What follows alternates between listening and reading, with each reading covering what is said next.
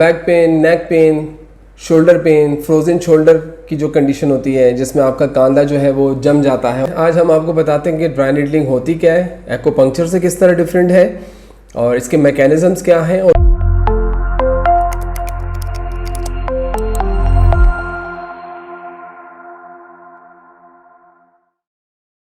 अस्सलाम वालेकुम फ्रेंड्स, मैं हूं doctor Umar pain relief clinic and chiropractic care से।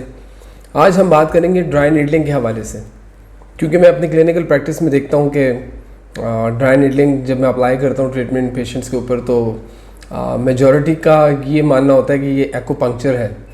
तो मैं आज ज़रा क्लैरिफाई कर दूं कि ड्राई नीडलिंग टेक्निक होती क्या है और ये किस तरह एक्यूपंक्चर से डिफरेंट है। तो चलें शुरू करते हैं इस बारे में। आज हम आपको बताते हैं कि ड्राई नीडलिंग होती क्या है, एक्यूपंक्चर से किस तरह डिफरेंट है और इसके मैकेनिज्म्स क्या हैं और कौन कौन सी कंडीशन ऐसी हैं जिसमें ड्राई नीडलिंग थेरेपी हमें हेल्प कर सकती है।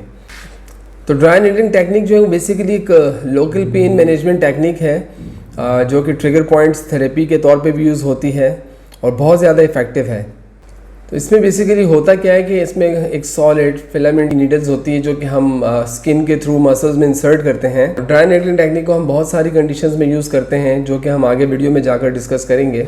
ड्राई नीडलिंग एक्यूपंक्चर जैसा बिल्कुल भी नहीं है और ये जो टेक्निक है ये वेस्टर्न बेस्ड मेडिकल टेक्निक है, ये ऑथेंटिक है और साइंटिफिकली अप्रूव्ड है। तो अब हम ये जानने की कोशिश करते हैं कि किन मैकेनिक्स के ऊपर बेस्ड है और वर्क करती है। ड्राई नीडलिंग बेसिकली 3 मैकेनिक्स के ऊपर काम करती है जो कि है सेंट्रल, लोकल और न्यूरल मैकेनिज्म। अब हम जानेंगे कि ड्राई नीडलिंग थेरेपी को हम कौन कौन सी कंडीशन में यूज़ कर सकते हैं और इसकी हेल्प से हम उस प्रॉब्लम से या उस इशू से छुटकारा हासिल कर सकते हैं। तो ड्राई नीडलिंग को हम एंकल स्प्रेन में यूज़ कर सकते हैं, ट्रिगर पॉइंट थेरेपी जो मसल्स में ट्रिगर पॉइंट्स डेवलप हो जाते हैं उनको ट्रीट करने के लिए यूज़ कर सकते हैं और बहुत इफेक्टिव है उसमें। बाकी आजकल आपने देखा होगा कि बहुत ज़्यादा लोगों को माइग्रेन की या हेडेक्स की कंप्लेन रहती है, सर्वाइकोजेनिक हेडेक्स होते हैं और उस कंडीशन में ये बहुत हेल्पफुल है। और उसमें तो अगर मैं ये कहूँ कि इट वर्क्स लाइक मैजिक तो गलत ना होगा। और हेडेक्स की मुख्तलिफ किस्में होती हैं, टेंशन हेडेक्स होते हैं, स्ट्रेस रिलेटेड हेडेक्स होते हैं, सर्वाइकोजेनिक हेडेक्स होते हैं, माइग्रेन की कंप्लेन होती है, सर्वाइकोजेनिक वर्टिगो होते हैं। इसके अलावा कोई भी स्पोर्ट्स रिलेटेड हमारी अगर कोई कंडीशन है या कोई प्रॉब्लम है या कोई मस्कुलोस्केलेटल इश्यूज़ हमें डेवलप हो गए या कोई मस्कुलर इंजरीज़ हो गई हैं, उनको हम ड्राई नीडलिंग थेरेपी के ज़रिए बहुत अच्छे तरीके से डील कर सकते हैं। और उसके अलावा back pain, neck pain, shoulder pain, frozen shoulder की जो कंडीशन होती है जिसमें आपका कांधा जो है वो जम जाता है और एक सर्टेन हद तक मूव करता है, उसके बाद फिर आगे मजीद नहीं मूव करते या पेनफुल होता है। और इसके अलावा भी बहुत सारी ऐसी कंडीशंस हैं, मस्कुलोस्केलेटल इश्यूज़ हैं जिसमें हम ड्राई नीडलिंग थेरेपी की मदद से ट्रीटमेंट करते हैं और बहुत ज़्यादा हेल्पफुल है और बहुत अच्छे रिजल्ट्स हैं। तो फ्रेंड्स, जिस तरह मैंने आपको बताया कि ड्राई नीडलिंग टेक्निक होती क्या है, एक्यूपंक्चर से किस तरह डिफरेंट है और कौन कौन सी कंडीशंस में हम इसको यूज़ कर सकते हैं।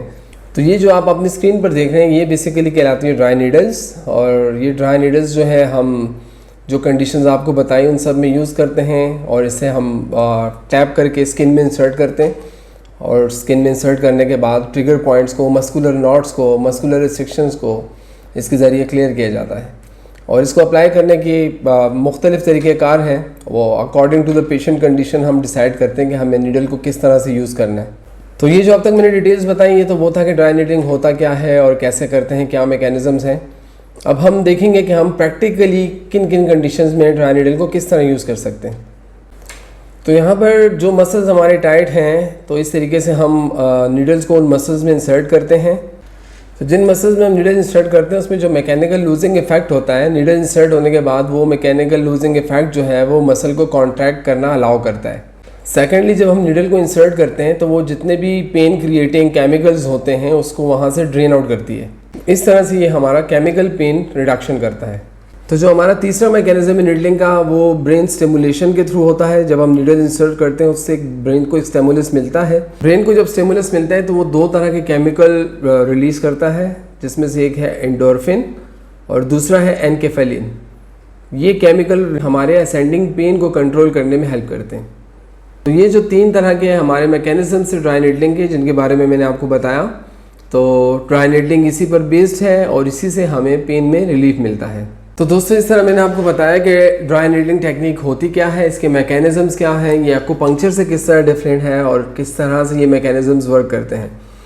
तो आज के दौर में ड्राई नीडलिंग एक ऐसा टूल है, एक ऐसा तरीका इलाज है कि इसमें हम अपनी प्रैक्टिस में मिरेकल्स होते हुए देखते हैं। हम पेशेंट्स को 2 लोगों के कांधे का सहारा लेकर आते हुए देखते हैं और वही पेशेंट मुस्कुराते हुए ख़ुद चल कर वापस जाते हैं। तो ड्राई नीडलिंग एक बहुत ही सेफ़ तरीका है, साइंटिफिकली अप्रूव्ड है और बहुत ही एक ज़बरदस्त टेक्निक है।